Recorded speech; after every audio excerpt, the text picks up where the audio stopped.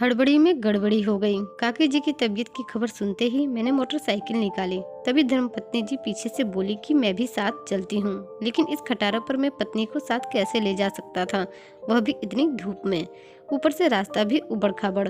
मैंने उसे साथ ले जाना उचित नहीं समझा। फिर अपनी मोटरसाइकिल निकाल मैं गाँव की ओर चल पड़ा। रास्ता काफी लंबा था, सोचा शॉर्टकट ले लेता हूँ, लेकिन शॉर्टकट वाला रास्ता सुनसान भी है, यह भी दिमाग में चल रहा था। और रास्ता ठीक भी नहीं था।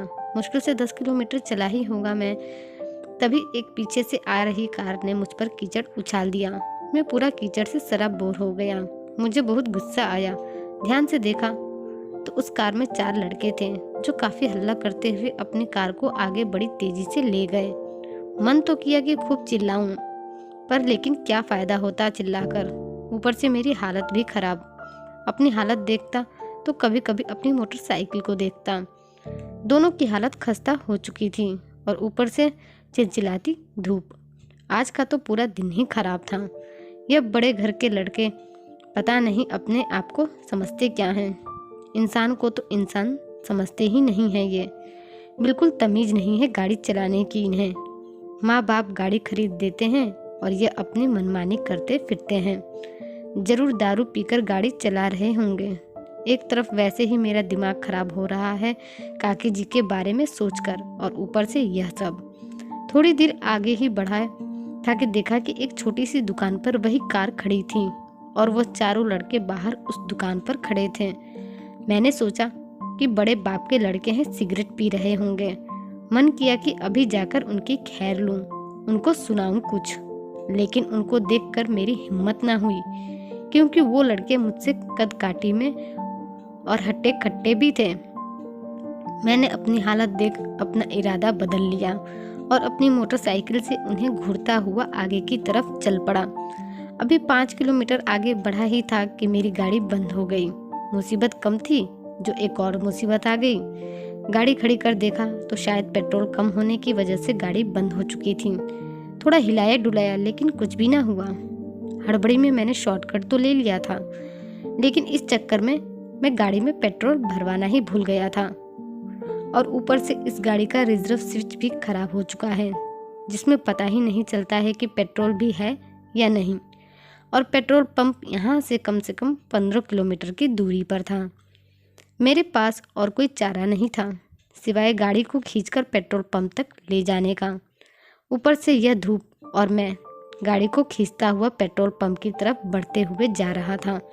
इतनी धूप में गाड़ी खींचते खींचते थकान से हालत खराब हो चुकी थी। रास्ता इतना सुनसान था कि कोई भी गाड़ी नहीं चल रही थी। मैं किसी से मदद भी नहीं ले सकता था। उनके वहाँ कोई था ही नहीं। कोई दुकान भी नहीं थी जहाँ से मैं पीने की एक बोतल ही ले सकूं। प्यास भी बहुत लग रही थी, गला सूख रहा था। कहीं कोई दिख भी नहीं रहा था। इस तपती गर्मी में पैदल चलना कितना मुश्किल हो रहा था, अब क्या बताऊं। इतने में मैंने देखा कि वह चारों लड़के उसी गाड़ी में बैठकर आ रहे थे और मेरे सामने उन्होंने अपनी कार लाकर खड़ी कर दी। अब मेरी हालत और भी खराब हो गई कि अब यह क्या चाहते हैं मुझसे। मैंने दुकान पर इन्हें घूरकर देखा था, इसी वजह से इन्हें कहीं बुरा तो नहीं लग गया। मैं भी बड़ा बेवकूफ़ हूँ, बेवजह के पंगे लेना चाहता था। बेकार में मैंने इन्हें घूर कर देख लिया।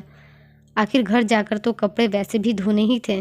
तभी उनमें से एक लड़के ने कहा कि भैया क्या हुआ, कुछ मदद चाहिए क्या। मैंने कहा नहीं, शायद गाड़ी का पेट्रोल खत्म हो गया है, इसलिए गाड़ी बंद हो गई है। मैंने अपना पसीना पोंछते हुए उन्हें जवाब दिया था। तभी वे लोग गाड़ी से उतरकर आए और मुझसे कहने लगे कि आप परेशान मत होइए, ये लीजिए पानी की बोतल। मैंने वह पानी की बोतल लेते ही पूरी पानी की बोतल खत्म कर दी। इतनी प्यास लगी थी मुझे कि वह पानी मुझे आज अमृत की तरह लग रहा था। पूरी बोतल मैंने खत्म कर दी। फिर उन्होंने पूछा कि और चाहिए पानी। मैंने ना में सिर हिला दिया। फिर उन्होंने मेरी गाड़ी को हिला डुलाकर चेक किया और कहने लगे कि आपकी गाड़ी में तो पेट्रोल है, फिर क्या परेशानी हो गई है। इतने पेट्रोल में तो आप आसानी से पेट्रोल पंप तक पहुंच जाएंगे। एक काम करिए, आप हमारी गाड़ी का टूल बॉक्स खोल कर दीजिए, हम चेक कर लेते हैं। अगर कार्बोरेटर में कुछ कचरा जम गया होगा तो हो सकता है गाड़ी बंद पड़ गई होगी। उन्होंने मेरी गाड़ी चेक की।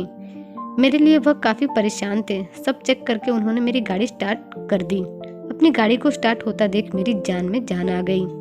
मैंने उन लोगों को धन्यवाद किया। उन लोगों ने कहा कि कोई बात नहीं भैया।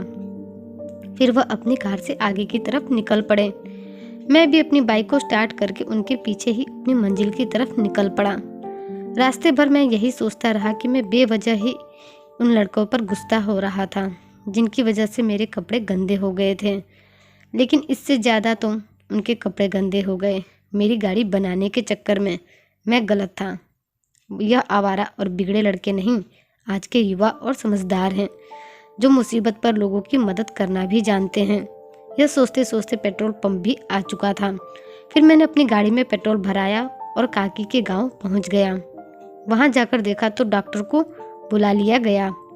काकी की तबीयत अब पहले से ठीक हो चुकी थी।